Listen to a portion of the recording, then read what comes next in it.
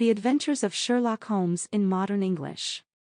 By Reginald Martynique, Esquire. From Stories by Arthur Conan Doyle. Copyright Reginald Martynique, Esquire. 2021. Cover copyright Reginald Martynique, Esquire. 2021. All rights reserved. No part of this may be reproduced, scanned, or distributed in any printed or electronic form without permission. Adventure 1. A Scandal in Bohemia. Chapter 1.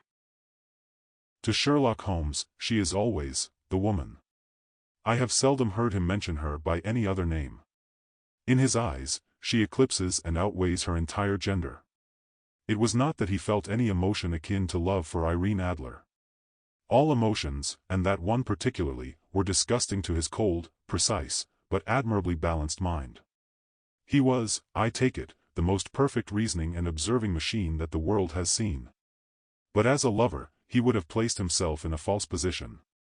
He never spoke of the softer passions, except with a mocking sneer. They were admirable things for the observer, excellent for revealing men's motives and actions.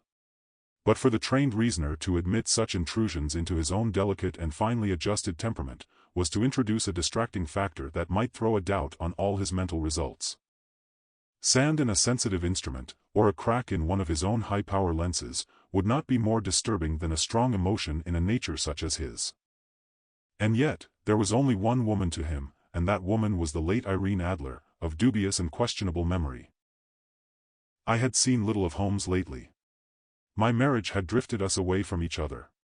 My own complete happiness, and the home-centered interests that rise up around the man who first finds himself master of his own establishment, were enough to absorb all my attention, while Holmes, who loathed every form of society with his whole bohemian soul, remained in our lodgings in Baker Street, buried among his old books, and alternating from week to week between cocaine and ambition, the drowsiness of the drug, and the fierce energy of his own keen nature. He was still, as always, deeply attracted by the study of crime, and occupied his immense abilities and extraordinary powers of observation in following out those clues, and clearing up those mysteries, that had been abandoned as hopeless by the official police.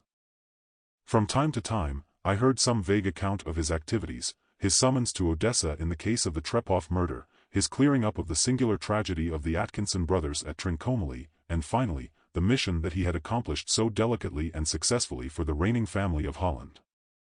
Beyond these signs of his activity, however, which I merely shared with all the readers of the daily press, I knew little of my former friend and companion. One night, it was March 20, 1888, I was returning from a journey to a patient, for I had now returned to civil practice, when my way led me through Baker Street. As I passed the well-remembered door, that must always be associated in my mind with my wooing, and with the dark incidents of the study in scarlet, I was seized with a keen desire to see Holmes again, and to know how he was employing his extraordinary powers. His rooms were brilliantly lit, and even as I looked up, I saw his tall slender figure pass twice in a dark silhouette against the blind. He was pacing the room swiftly, eagerly, with his head sunk on his chest and his hands clasped behind him. To me, who knew his every mood and habit, his attitude and manner told their own story. He was at work again. He had arisen out of his drug-created dreams, and was hot on the scent of some new problem. I rang the bell, and was shown up to the rooms that had formerly been, in part, my own. His manner was not effusive, it seldom was. But he was glad, I think, to see me. With hardly a word spoken, but with a kindly eye, he waved me to an armchair, threw across his case of cigars, and indicated a liquor cabinet and a seltzer bottle in the corner. Then he stood before the fire, and looked me over in his remarkable introspective fashion. "Marriage suits you," he remarked. "I think, Watson, that you have put on 7.5 pounds since I saw you." 7, I answered. "Indeed, I would have thought a little more." "Just a trifle more, I think, Watson." "And in practice again, I observe. You did not tell me that you intended to go into harness." "Then how do you know?" "I see it, I deduce it. How do I know that you have been getting yourself very wet lately, and that you have a most clumsy and careless servant girl?" "My dear Holmes," said I, "this is too much. You would certainly have been burned at the stake, had you lived a few centuries ago.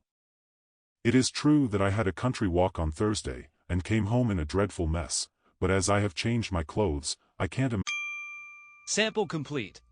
Ready to continue?